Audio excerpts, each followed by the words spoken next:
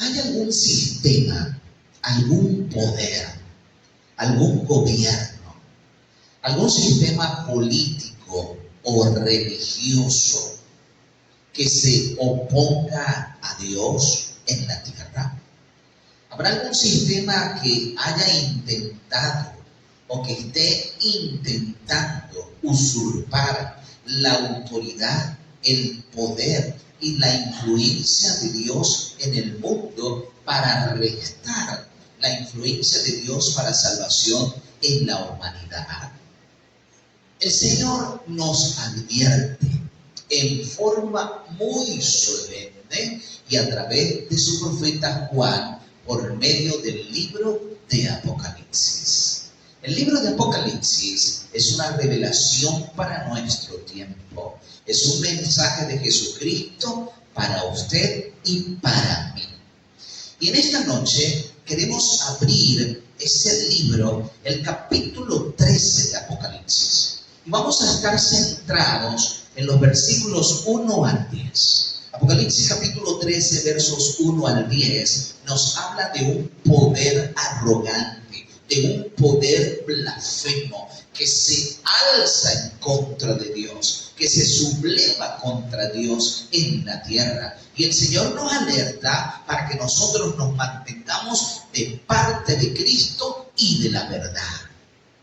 Dice Apocalipsis 13:1: y me paré sobre la arena del mar, y vi subir del mar una bestia que tenía 7 cabezas y 10 cuernos, y sobre sus cuernos tenía 7 diademas, y sobre sus cabezas tenía nombres blasfemos. Y la bestia que vi era semejante a un leopardo, y tenía pies como de oso y boca como de león. Y el dragón le dio su poder y su trono y grande autoridad. ¿Quién es esa bestia a quien el dragón le da su poder, su trono y su autoridad? Esta bestia, dice aquí Juan el revelador, que es semejante a un leopardo. Se presenta la característica de estos 3 grandes imperios: el imperio babilónico, el imperio medo-persa y el imperio griego, representados en el león, el oso y el leopardo. Y acá se nos dice que esta bestia, que está plenamente identificada, no es otra, en primer lugar, que Satán, obrando a través de su poder en la tierra, el imperio romano, o la Roma política, o la Roma de los Césares.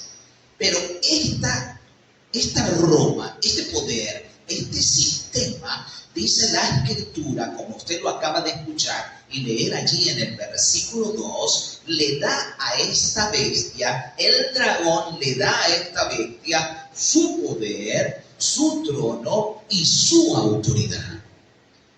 ¿Cuál es ese sistema que delega su trono, su poder y su autoridad? Es Roma imperial. ¿Y cuál es el poder o el sistema que surge de la Roma de los Césares, de la Roma de los emperadores? Es Roma religiosa, Roma católica, Roma papal.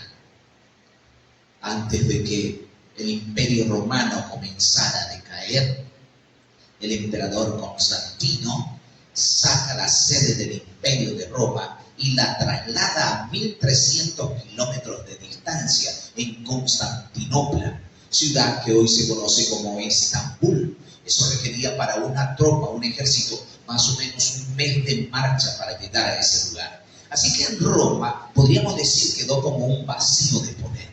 ¿A quién delegarle ese poder? ¿A quién darle esa autoridad? ¿A quién darle la sede? Los emperadores pensaron entonces en el obispo de Roma. Era la persona más influyente, era la persona con mayor autoridad moral y religiosa. Así que los césares o los emperadores le dieron a Roma religiosa, a Roma católica, la autoridad. Le dieron la tesorería, le entregaron la sede, le entregaron el ejército y le dieron poder. la sucesora de Roma imperial, ¿quién es? Roma papal. ¿Estamos claros? Dice el versículo 3. Pero vi una de sus cabezas como herida de muerte. Pero su herida mortal fue sanada. Y toda la tierra se maravilló en pos de la bestia. ¿Cuándo sucedió eso? En el año 1798, Napoleón le da la orden al general Berthier que se traslade hasta Roma con una tropa y tome cautivo al Papa de turno. Ellos llegan en diciembre de 1797 a las afueras de Roma. Como era invierno, tuvieron que esperar hasta el mes de enero de 1798. Cuando llegaron a Roma, estaba el Papa de turno que estaba celebrando sus 23 años como Papa. Era el Papa Pío VI. Estaba en una misa. Y en ese momento entra la tropa, entra el general Berthier y le dice allí en presencia de todos que él ha sido depuesto, que Francia le retira todo apoyo económico, militar y civil, que pierde toda autoridad política e influencia en el mundo. El Papa queda un poco desconcertado. Sin embargo, logra componerse. Pero a partir de ese momento es llevado preso, llevado a Francia y muere en la ciudad de Valencia el siguiente año, en agosto de 1799. La bestia sufrió una herida mortal. ¿Pero qué dice la Biblia? ¿Qué dice el revelador?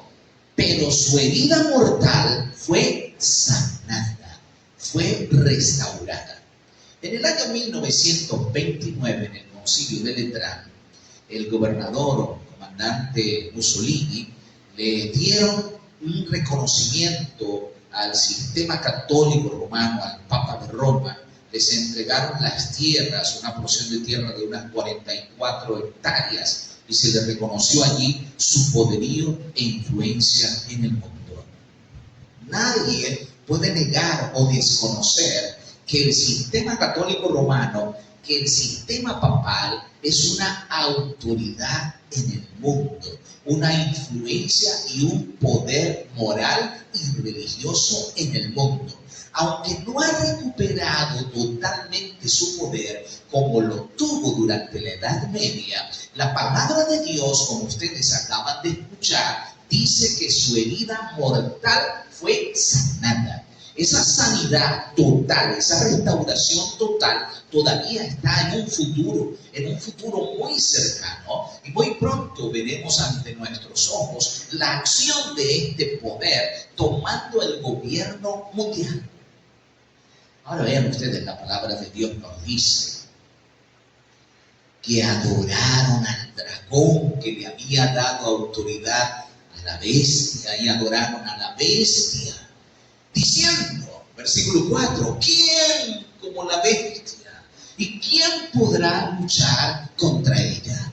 Es que quien adora a la bestia, adora al dragón, adora a Satán, porque es un sistema que se opone a Dios. Es un sistema que altera el plan de Dios para la salvación de la humanidad. Y por eso es importante que cada uno de nosotros esté claro en la revelación que la palabra de Dios ha dado para que nosotros busquemos la verdad. Y la verdad está en Jesucristo. Que dice Juan 14:6, yo soy el camino, la verdad y la vida. La verdad está en Cristo. Cristo es el camino que nos conduce al Padre. Y dice el verso 5. El verso 5 dice que se le dio boca y abrió su boca en blasfemias. Una boca que hablaba grandes cosas y blasfemias. Y se le dio autoridad para actuar durante 42 meses. A ver, este poder que hace, habla blasfemias. ¿Qué es una blasfemia? Una blasfemia es un ataque directo a Dios. Es un pecado contra Dios. Es un insulto a Dios. Es tomar prerrogativas divinas y asumirlas como hombres, como seres humanos. Eso es una blasfemia, una total y completa blasfemia contra Dios. ¿Y durante cuánto tiempo se le permitió actuar? 42 meses. Los 42 meses a 30 días dan 1260 días. En la profecía, 1260 días son 1260 años. De acuerdo a Ezequiel 4:6, un día en la profecía representa un año. Es un mismo periodo al cual se hace referencia tanto en el libro de Daniel como en el libro de Apocalipsis. También se habla de ese mismo periodo cuando se dice tiempo y tiempos y la mitad de un tiempo. Es el mismo periodo, los 1260 años, los 42 meses o los 3 tiempos y medio. Comenzaron en el año 538 y terminaron en el año 1798. ¿Cuánto tiempo tuvo para actuar? 42 meses. Y dice el verso 6, atentos al 6, y abrió su boca en blasfemias contra Dios, blasfemando de su nombre, blasfemando de su tabernáculo y de los que moran en el cielo. ¿Cómo es que Roma papal o Roma religiosa blasfema del nombre de Dios? Cuando ustedes leen la prensa que el Papa viene de visita a un país, los periodistas por lo general escriben o dicen, viene el Santo Padre. ¿Cómo le dicen? Según la Biblia, ¿quién es el único Padre Santo? Dios. Es un título que solo le corresponde a Dios. Ningún ser humano debe asumir ese título. Asumir ese título es una blasfemia contra Dios. Es tan delicado que el mismo Señor Jesucristo nos enseñó diciendo, a ninguno llaméis Padre en la tierra, porque uno es vuestro Padre, Dios. A Él se le debe dar toda adoración. Vean otra blasfemia. El sistema católico romano le ha dado autoridad a los sacerdotes para perdonar pecados. Ellos dicen en latín, o decían en latín, ahora lo dicen en español. Cuando una persona va al confesionario, hace su confesión, decían en latín, ego te absolvo tuis peccatis. Yo te perdono tus pecados. De acuerdo con la Biblia, con la enseñanza de la palabra de Dios y con la enseñanza de nuestro Señor Jesucristo, ¿quién es el único que puede perdonar pecados? Dios. Que un ser humano vaya a otro ser humano, a otro pecador como él, o peor pecador, a pedirle perdón, es una degradación. Que una persona le pida perdón a otra persona en forma como si fuera Dios es una blasfemia y una degradación humana. Y saben ustedes, eso es un sistema corrupto, un sistema perverso, impío. ¿Saben por qué? Porque a las personas, a la mayoría de los seres humanos, le es más fácil ir y confesarse con un sacerdote que confesarse con Dios. Porque a Dios no se le puede ocultar nada. A Dios no se le puede mentir. A Dios no se le puede engañar. Y cuando vamos a Dios para confesar nuestros pecados, es porque estamos experimentando el arrepentimiento verdadero. Pero eso es muy difícil que suceda cuando se hace ante otro mortal, ante otro pecador. Por otro lado, también dice que blasfema del tabernáculo, de lo que se hace en el cielo. Este sistema se ha inventado una iglesia en la tierra que pretende sustituir lo que Cristo está haciendo en el cielo para perdonar y restaurar nuestras almas y darnos el perdón de nuestros pecados, la limpieza de nuestras iniquidades. Eso lo está haciendo Cristo, ¿dónde? En el cielo. Pero hay un sistema opositor, blasfemo, que aquí en la tierra pretende sustituir ¿a quién? Al ministerio de Cristo en el cielo. Eso es blasfemia. Mis queridos, la palabra de Dios nos dice también que se le dio poder, se le dio autoridad para hacer guerra contra los santos y vencerlos. Y se le dio autoridad sobre toda tribu, pueblo, lengua y nación. Eso está en el verso 7. Eso sucedió durante la Edad Media.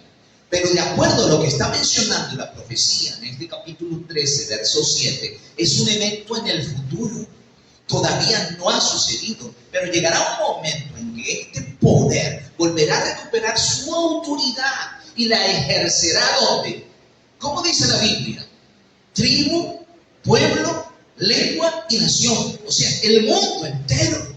De hecho, ahí mismo en esta revelación que estamos estudiando, la palabra dice, y la adoraron, versículo 8, y la adoraron todos los moradores de la tierra, los que no estaban escritos en el libro de la vida del Cordero, que fue inmolado desde el principio del mundo.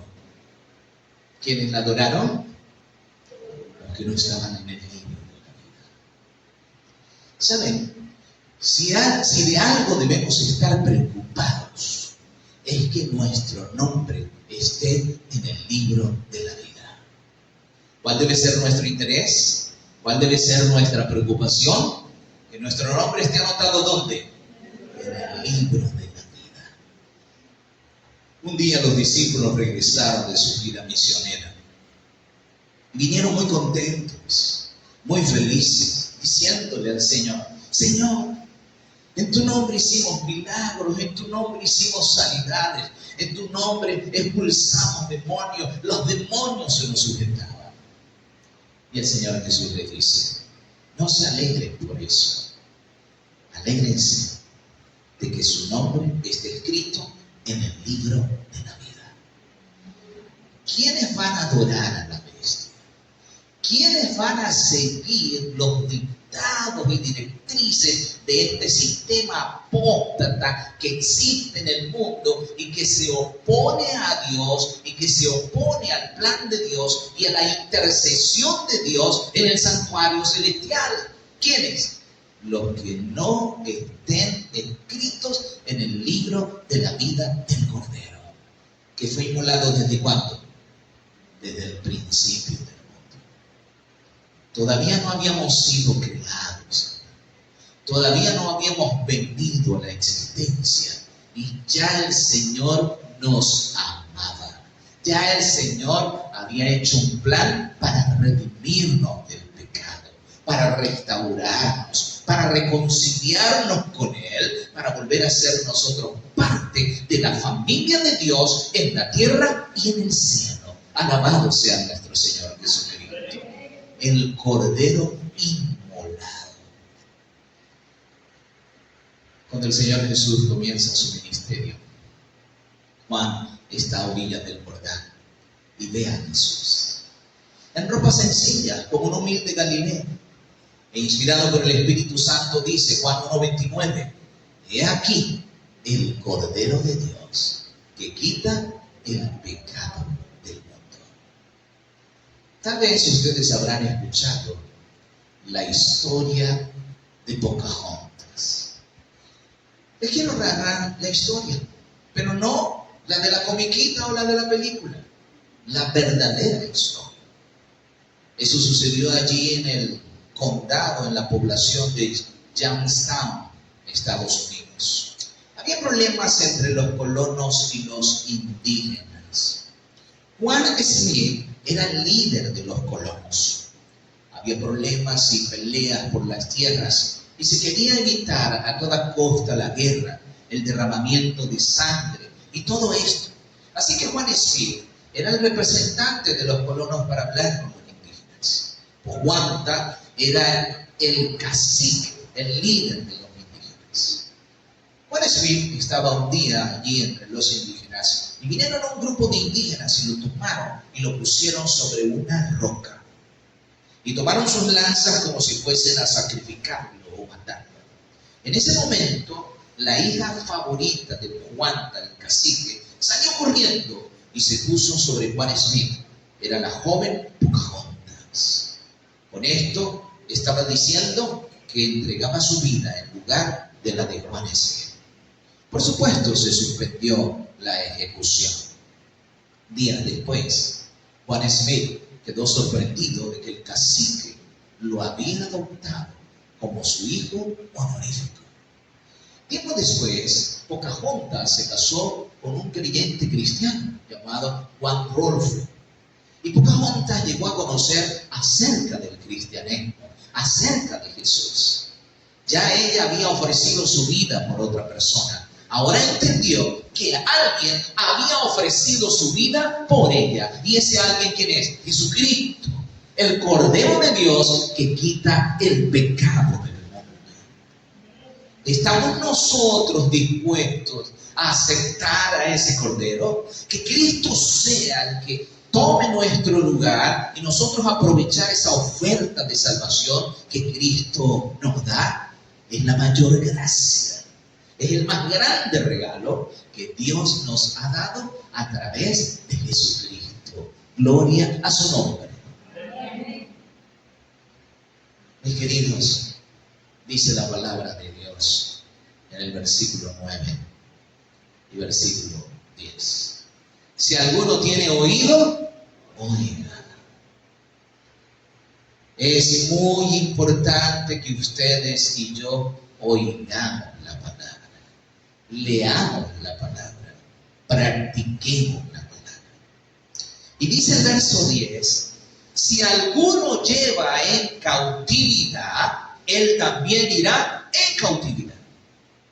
Si alguno mata a espada, él también debe morir a espada.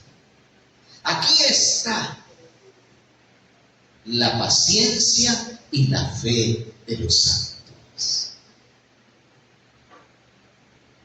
El papado durante la Edad Media fue férreo. Castigaba duramente a toda persona que se oponía al sistema religioso de Roma. El pecado y el delito de las personas: leer la Biblia, guardar el sábado, obedecer los mandamientos, querer vivir de acuerdo con las enseñanzas de Jesucristo. Eran perseguidos, eran llevados en cautividad, eran asesinados, mujeres, hombres o niños. Eran masacres terribles por el simple delito de querer ser fieles a Dios. Mis queridos, y este sistema no ha perdido sus pretensiones de autoridad mundial, de infalibilidad papal, de no errar en sus concilios, en sus decisiones y en sus dogmas. Por eso nosotros debemos aferrarnos a un escrito está, a lo que dice Jesucristo en su palabra. Aquí está la paciencia y la fe de los santos.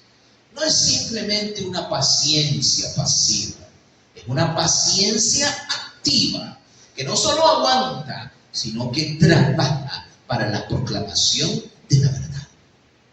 Mis queridos, aquí está plenamente identificada esta bestia.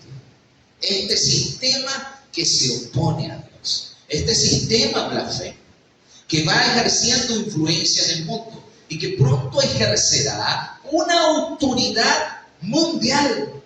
Tendrá un poder donde le impondrá a la humanidad entera sus designios y sus decretos. Para ese momento, cada uno de nosotros tendrá que tomar una decisión. O recibe el sello de Dios, o recibe la marca de la bestia. ¿Queremos recibir nosotros el sello de Dios? Queremos preparar nuestra alma y nuestro corazón para recibir todos los beneficios de la gracia de Dios en nuestras vidas. No olviden, ¿quiénes son los que adoran a la bestia?